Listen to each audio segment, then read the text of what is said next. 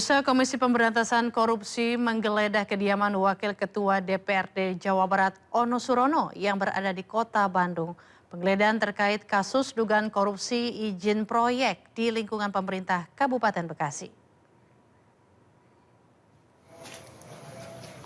Suasana rumah Ono Surono di kawasan Jati Indah 54, Kelurahan Gumuruh, Kecamatan Batu Nunggal terlihat lengang usai KPK melakukan penggeledahan.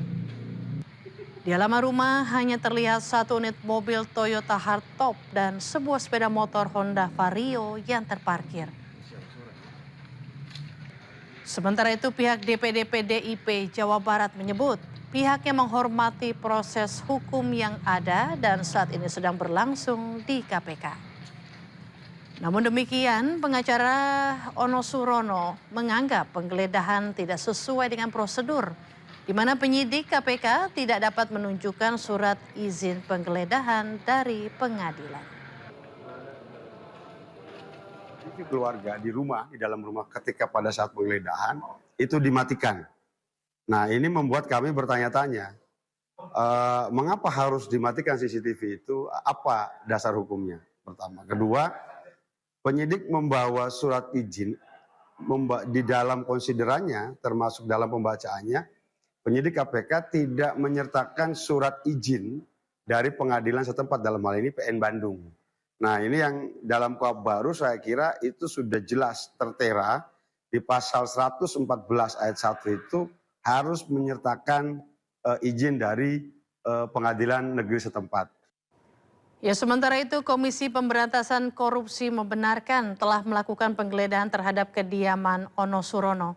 Penggeledahan dilakukan untuk menelusuri aliran dana terkait kasus dugaan suap proyek yang menjerat Bupati Bekasi nonaktif Ade Kuswara Kunang. Dalam lanjutan penyidikan perkara dugaan tindak pidana korupsi terkait dengan suap ijon proyek di Kabupaten Bekasi, hari ini penyidik melakukan penggeledahan di rumah saudara ONS yang merupakan anggota DPRD Jawa Barat. Adapun penggeledahan dilakukan di wilayah Kota Bandung. Tentu dalam penggeledahan ini penyidik ingin mendapatkan bukti-bukti tambahan untuk memperkuat dalam proses penyidikan perkara ini. Permohonan keadilan restoratif atau restoratif justice untuk Rismon Sianipar terkait kasus ijazah Presiden ke-7 RI Republik Indonesia Joko Widodo di Polda Metro Jaya telah masuk tahap finalisasi. Rismon mengajukan permohonan restoratif justice setelah mengakui ada kekeliruan dalam temuan penelitiannya. Ia menjelaskan adanya pembaruan hasil penelitian independen terkait digital image processing yang menjadi dasar perubahan kesimpulan dari pernyataan sebelumnya tentang ijazah Jokowi. Terkait dengan hal itu, pihak pelapor menyambut baik itikat tersebut hingga kedua belah pihak sepakat menandatangani dokumen perdamaian pada Rabu 1 April 2026 di Polda Metro Jaya. Rismon, hari ini kami semua pelapor, baik itu Bapak Jokowi sendiri, lalu kemudian pelapor-pelapor yang lain ada Bung Lecumanan dari Peradi Bersatu, dan Nandi Kurniawan dan saya sendiri itu sudah menyepakati melakukan kesepakatan bahwa hal ini itu bisa dilakukan, dan hari ini ya kami akan menandatangani semua proses-proses dalam rangka restoratif justice itu. Jadi tidak ada lagi polemik di luar, ya. RJ sudah final, hari ini kita tanda tangani bersama. Terima kasih. Ada 4 pelapor, jadi selain Pak Jokowi ada 3, yaitu Bang Andi Kurniawan, Bang Lecumanan dan Bang Maret Swekan. Jadi keempat pihak tersebut telah setuju untuk proses dilanjutkannya proses RJ untuk SP3, ya kan. Jadi intinya saya jelaskan tadi bahwa ini murni karena karena memang temuan saya yang memang nanti saya akan tulis supaya bisa dipertanggungjawabkan di depan mereka-mereka yang mengetahui, mereka-mereka yang memang memiliki latar belakang pengetahuan di bidang digital image processing maupun digital forensik. Itu akan saya bukukan dan itu akan saya berikan langsung mungkin ke Pak Jokowi kalau mau menerima kami di Solo maupun kepada pihak-pihak lain yang ingin kenapa sih Rismon berubah. Jadi memang alasannya memang pondasinya matematika.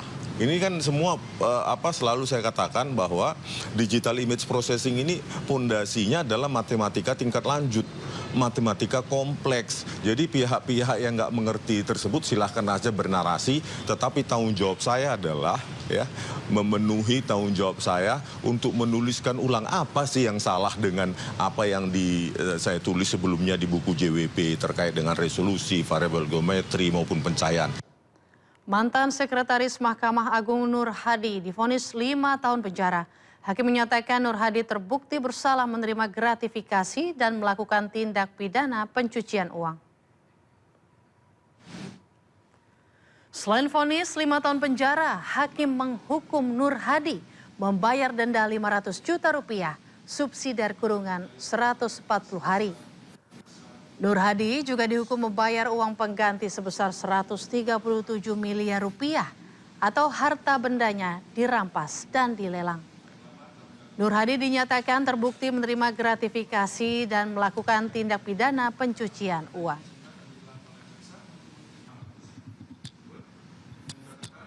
Ya pemirsa, kita beralih ke informasi lainnya. Sekretariat Jenderal DPR RI sudah mulai memberlakukan efisiensi anggaran sebagai respons atas gejolak kenaikan harga bahan bakar minyak dunia.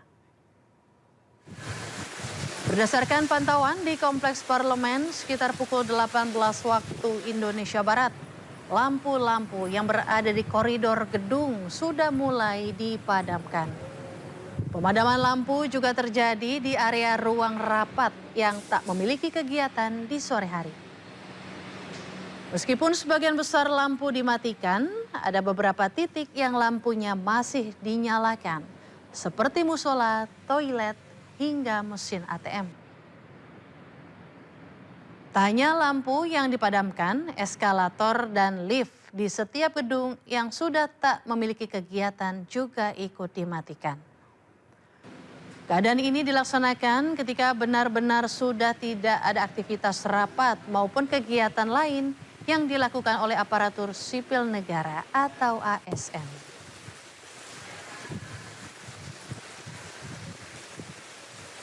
Pemirsa, Menteri Ketenagakerjaan Yasir Lee mengumumkan pelaksanaan kebijakan work from home atau bekerja dari rumah bagi karyawan swasta. Perusahaan swasta diminta menerapkan WFH 1 hari dalam sepekan.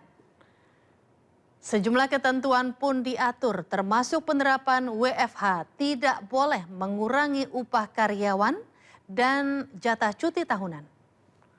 Hal tersebut disampaikan Yasir Lee saat bacakan surat edaran tentang WFH dan program optimasi pemanfaatan energi di tempat kerja di kantor Kemnaker, Jakarta hari Rabu. Perusahaan swasta, badan usaha milik negara BUMN, dan badan usaha milik daerah BUMD dihimbau untuk 1. Menerapkan work from home WFH bagi pekerja atau buruh selama 1 hari kerja dalam 1 minggu sesuai kondisi perusahaan, dan jam kerja WFH diatur oleh perusahaan dengan ketentuan A. Upah atau gaji dan hak lainnya tetap dibayarkan sesuai ketentuan. B. Pelaksanaan WFH tidak mengurangi cuti tahunan. Pemirsa, pemerintah memangkas sejumlah pos anggaran keuangan negara. Salah satunya perjalanan dinas dalam negeri akan dipangkas 50%. Sementara untuk perjalanan dinas luar negeri akan ditekan hingga 70%. Sebagai upaya antisipasi dampak gejolak pelemahan ekonomi global akibat perang Amerika Serikat Israel menyerang Iran, Dan konflik Timur Tengah, pemerintah melakukan efisiensi dan pemangkasan anggaran secara besar-besaran. Salah satunya perjalanan dinas dalam negeri dipangkas hingga 50%, sementara untuk perjalanan dinas luar negeri ditekan hingga 70%. Menteri Koordinator Bidang Perekonomian Erlangga Hartarto menjelaskan kebijakan ini merupakan langkah adaptif untuk mendorong pola kerja yang lebih efisien, produktif, dan berbasis digital. Selain perjalanan dinas, pemerintah melakukan efisiensi mobilitas melalui pembatasan penggunaan kendaraan dinas hingga 50%, kecuali untuk operasional dan kendaraan listrik. Pemerintah daerah juga diimbau menyesuaikan kebijakan pengendalian mobilitas sesuai karakteristik wilayah masing-masing, antara lain melalui perluasan pelaksanaan Car Free Day. Selain efisiensi mobilitas, pemerintah juga turut mengimbau masyarakat untuk menghemat energi dalam aktivitas sehari-hari, baik di rumah maupun di tempat kerja, serta memprioritaskan penggunaan transportasi publik. Adapun kebijakan dan imbauan tersebut merupakan bagian dari 8 butir transformasi budaya kerja nasional yang dicanangkan pemerintah. Salah satunya adalah penerapan kerja dari rumah atau work from home bagi aparatur sipil negara setiap Jumat, serta WFH bagi sektor swasta.